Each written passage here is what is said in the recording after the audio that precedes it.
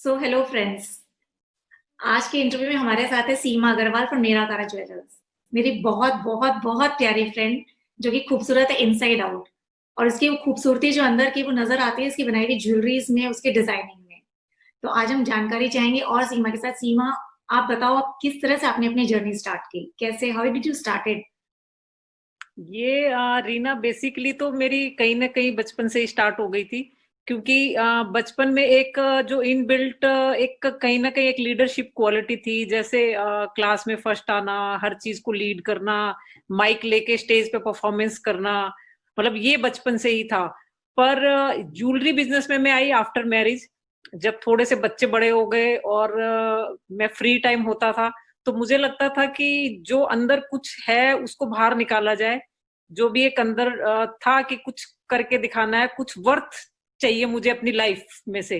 कि मुझे सिर्फ एक किचन में काम करना या सिर्फ बच्चों को ग्रो अप करना, सिर्फ यही नहीं आइडेंटिटी। House wife, right? मतलब शायद तो कितने साल ने के बाद शुरू किया शादी की? शादी के मैंने ऑलमोस्ट जैसे 7-8 इयर्स, जब बच्चे स्कूल जाने लग गए उसके बाद स्टार्ट किया है। ओके। तो एक ये था कि कहीं ना कहीं भाई सिर्फ एक यही लाइफ कंप्लीट यही नहीं बितानी है, कुछ आइडेंटिटी प्रूव करनी है as a Seema Agarwal, not a wife, mother, और ऐसे ही पूरी लाइफ करनी है। तो इस दिमाग से ना मुझे लगा कि मेरा थोड़ा क्रिएटिव माइंड चलता है। तो मुझे लगा कि मेरे लिए ज्वेलरी फील्ड ज्यादा बेटर रहेगा, तो इस तरीके से मैं ज्वेलरी फील्ड में आई। ओके, तो मतलब ज्वेलरी की तरफ ही एक थोड़ा सा बेंड ज्यादा था।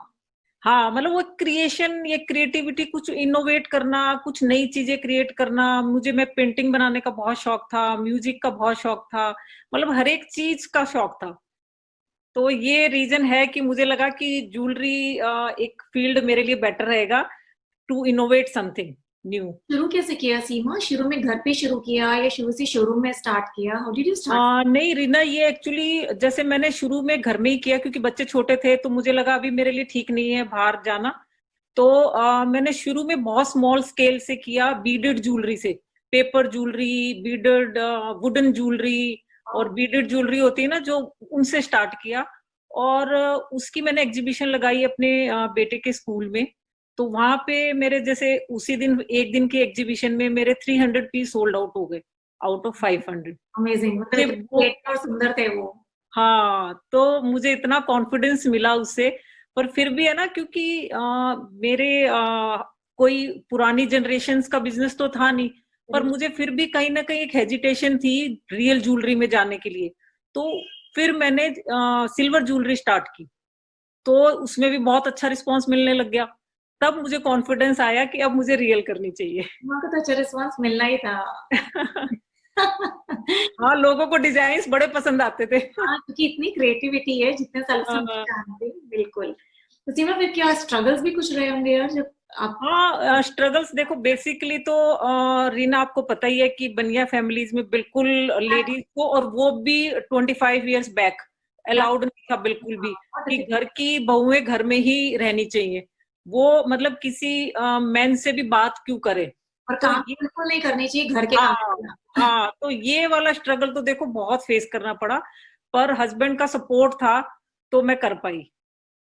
सही बात है। तो जब ज्वेलरी डिजाइन करती है सीमा, तो क्या मतलब दिमाग में क्या रहता है? What is the inspiration? I mean, what do you go head? मेरी जैसे ना इंस्पिरेशन मैं बताऊं रीना, जैसे वैसे तो मैं नेचर से बहुत इंस्पायर्ड होती हूँ। मेरी ज्वेलरी में बर्ड्स, फ्लावर्स, लीव्स बहुत ज्यादा यूज होती है। नोटिस किया है, पर राइट।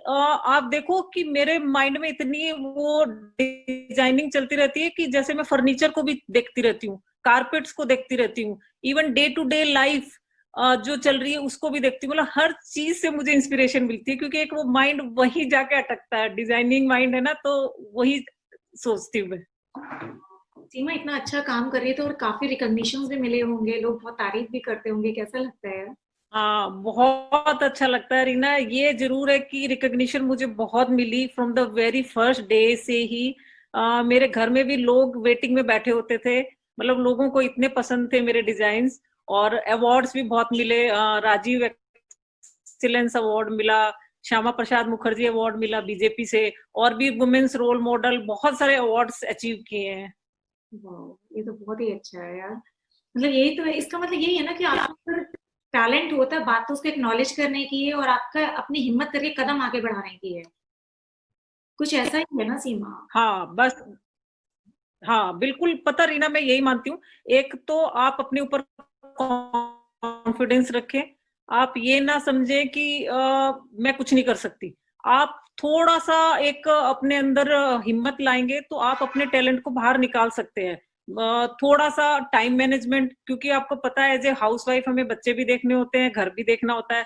तो आपका टाइम मैनेजमेंट इतना परफेक्ट होना चाहिए कि आप हर मिनट, हर घंटा यूटिलाइज़ कर पाएँ। तभी आप सारी चीजें मल्टीपर्पजली आप कर पाएंगे। सो वंडरफुल, क्योंकि कहते हैं ना टाइम सभी के पास वही 24 घंटे है, उसको कोई यूज कैसे करता है। हाँ, बस वही वही वही, क्योंकि नॉर्मली मैंने देखा हाउसवाइफ आधा टाइम ऐसे ही वेस्ट कर देती हैं, या लेट गई, या बच्चों के पीछे भाग रही है। मतलब हर एक चीज का आपको डिसिप्लिन से टाइम सेट करना पड़ेगा। यही बोलते हैं टाइम ही नहीं मिलता, तुम्हें क्या मालूम, टाइम ही नहीं। हाँ यही सही, यही यही मैंने भी यही सुना है, टाइम ही नहीं मिलता। टाइम मैनेजमेंट है, चीजों को अगर लेकर चलो, स्किलफुली करो तो कोई काम कर सकते हैं सभी लोग। हाँ, और मैंने भी रीना मतलब बच्चों को बहुत टाइम दिया है। उनकी मैंने 12th की 10th की स्टडीज खुद कराई है। उनके ट्यूशन टीचर से बात करना, घर में भी बहुत अच्छा हेल्दी फूड बनना, हर कुछ मैनेज करते हुए बिजनेस को मैं इस स्टेज पे लाई हूँ।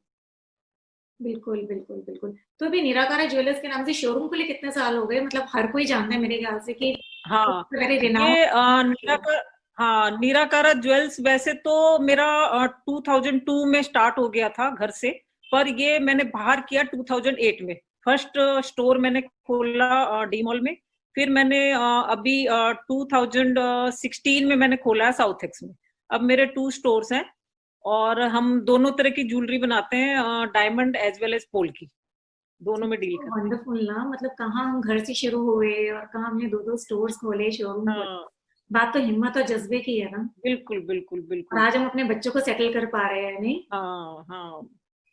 उसी में ज्वेलरी के अलावा और भी कोई फ्यूचर प्लान्स है? किसी और फील्ड में भी एक्सपेंड करने का मन है या क्या, मतलब ज्वेलरी में कंटिन्यू? वैसे तो क्योंकि मेरे पास ऑलरेडी टाइम नहीं होता है ज्वेलरी के लिए, और बच्चे भी इसमें इन्वॉल्व हो गए हैं। फ्यूचर प्लान यही है कि हम आउट ऑफ इंडिया स्टोर खोल सकते हैं, क्योंकि वहां पे हमारे बहुत सारे क्लाइंट है जो डिमांड करते हैं कि आप यहाँ आइए।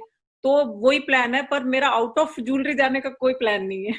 That is the best thing. हाँ, जैसे सीमा बच्चे भी इन्वॉल्व हो गए, वो लोग भी एस्टैब्लिश हो गए ज्वेलरी बिजनेस में, तो तुम्हारा मेन पार्ट क्या रहता है?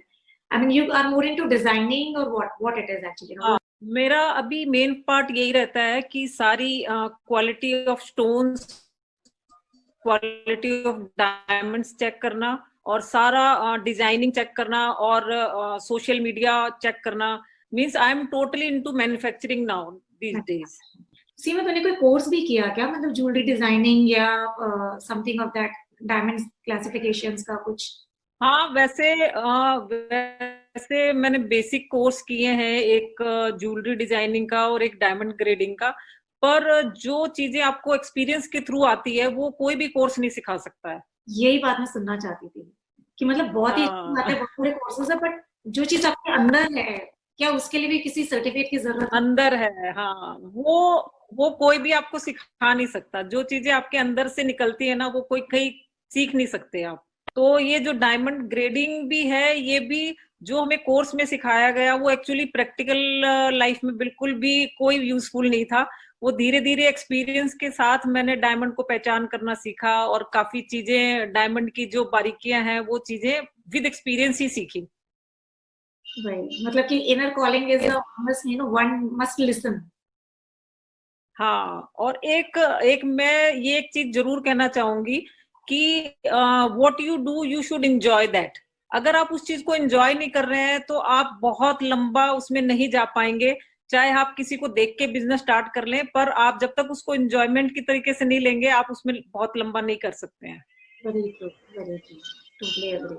और कोई खास मैसेज सीमा, हमारे जो भी व्यूअर्स है, जो हमारे फ्रेंड्स है, जो देखना चाहते हैं हमारे बारे में और कुछ जानना चाहते हैं, कुछ भी कोई मैसेज है सबके लिए?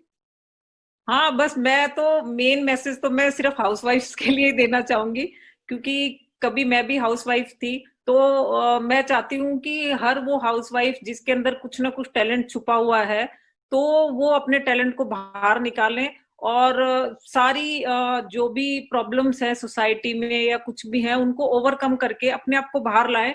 और मैं चाहती हूँ कि हर हाउसवाइफ कुछ ना कुछ अपने लिए भी करे, क्योंकि हम पूरी लाइफ बच्चों के लिए और घर के लिए करते हैं पर अपने लिए कभी कुछ नहीं करते।